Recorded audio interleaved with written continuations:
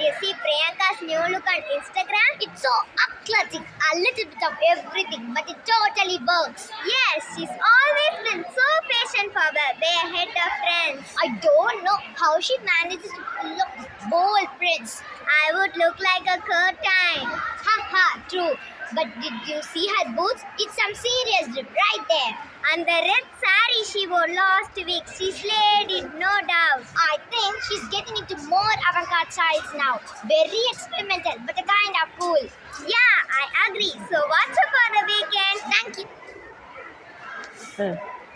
அக்கினி குஞ்சொன்று கண்டேன், அதை அங்கொரு காட்டிலோர் பொந்திடை வைத்தேன். வெந்து தணிந்தது காடு, தமிழ் வீரத்தில் குஞ்சென்றும் மூப்பென்றும் உண்டோ.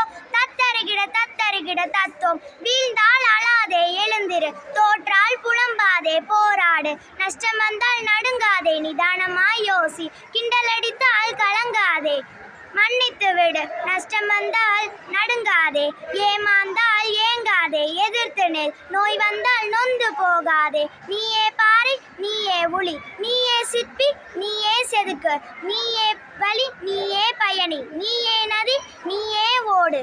நன்றி.